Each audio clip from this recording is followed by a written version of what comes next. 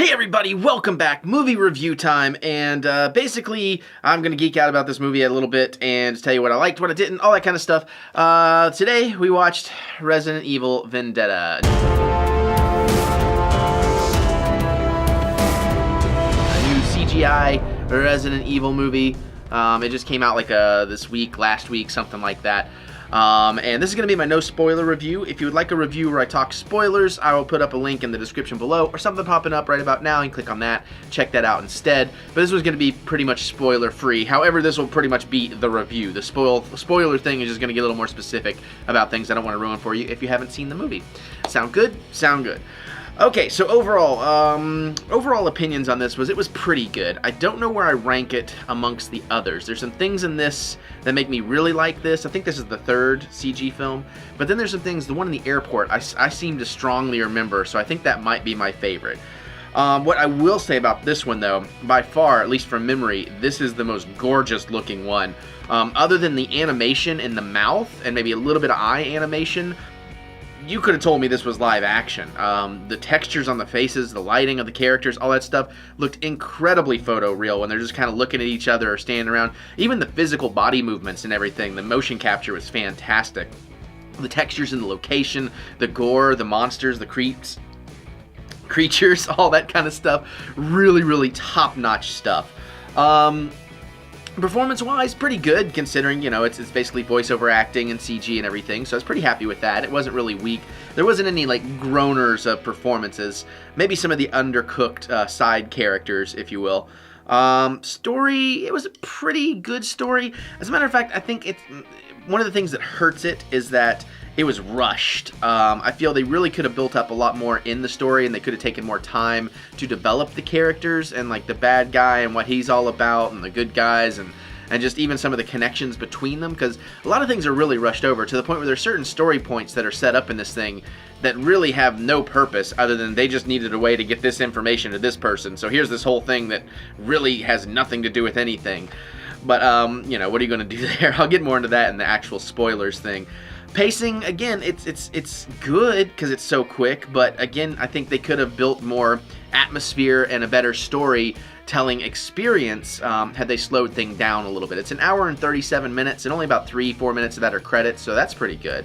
The opening 17 minutes of this movie are fantastic, though. You get a real sense of, like, some vintage Resident Evil, but at the same time, you're kind of getting some of the more modern action stuff and all that. So we have Chris Redfield, we have Leon S. Kennedy, we have Rebecca Chambers, so that's pretty cool, too, because, you know, at least as far as games go, I haven't really seen the main games. I haven't seen Rebecca in a long time, basically. So that was kind of neat to kind of get a little bit more of her story.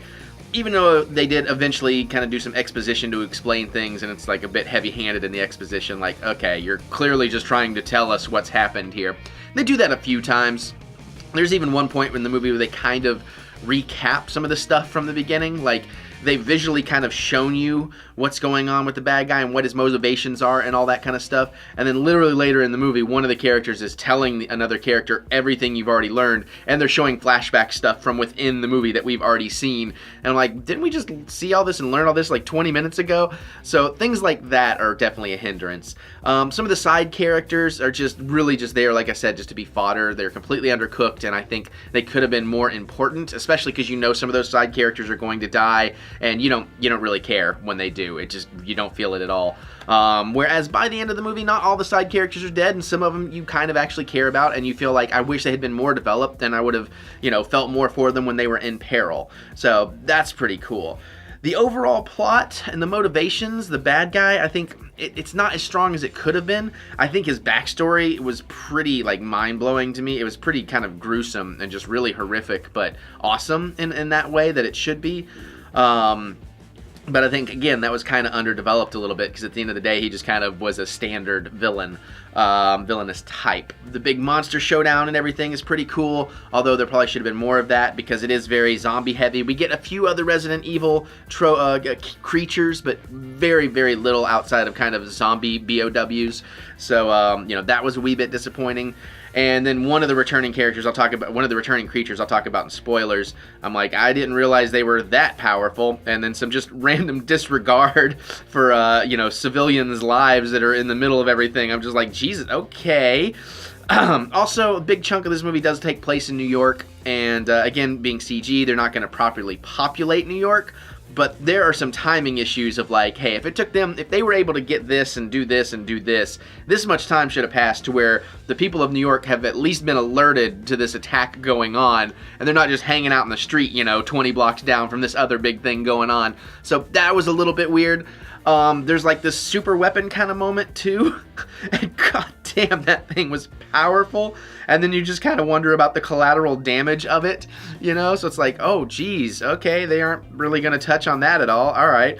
And with this big attack in a major city, no talk or anything about the evacuations or anything, so that felt a little weird to me. And I know, I know it's not supposed to be a big Hollywood blockbuster thing, but in a lot of ways it feels like it and looks like it, so it kind of should be.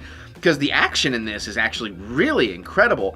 Not only is there some like just great kind of gun fu work in here, but even just kind of more the martial arts stuff that they're doing with these CG actors, really, really impressive. And it really kind of made me want to go like watch John Wick movies, because it was like watching a John Wick movie times 10 with zombies. So I mean, if you just want to see that, watch this movie for that, because that stuff is amazing. Chris Redfield looked a little off to me for some reason. He didn't quite look like I remember from the games, almost like as if they've younged him down, de-aged him a little bit or something. There's something about like up in the brow area that was just bugging me. It just bugged me every time I saw him. I'm like, that's not quite Chris. It's not quite Chris. Whereas Leon looks like Leon, Rebecca looks like Rebecca, all that kind of stuff. So that's pretty cool. One of the, and again, there's times in this when it's like, come on, you guys have dealt with this kind of stuff time and time again. You should be a little bit smarter about how you're dealing with it by now. But there's definitely a lot of writer's convenience going on, which was kind of a disappointment. Because again, this thing started so strong, and I just feel like it just kind of, it kind of tapered off. I mean, not in a really obvious way, it's just it could have been much more than it was, I think. And this could have been the one that you want to show all your friends, like, see, you should be watching the CG movies. And early in the movie, I had this thought like, man, I would like to see them do like a movie version of the original game. Just like tell me the story in this style with that level of quality.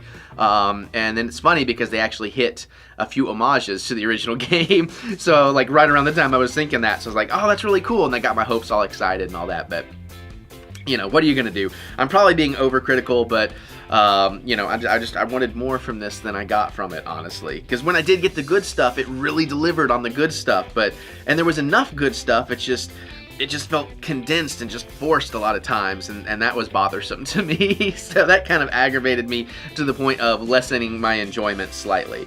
Again, big bad and all that stuff, pretty cool, but could have been better.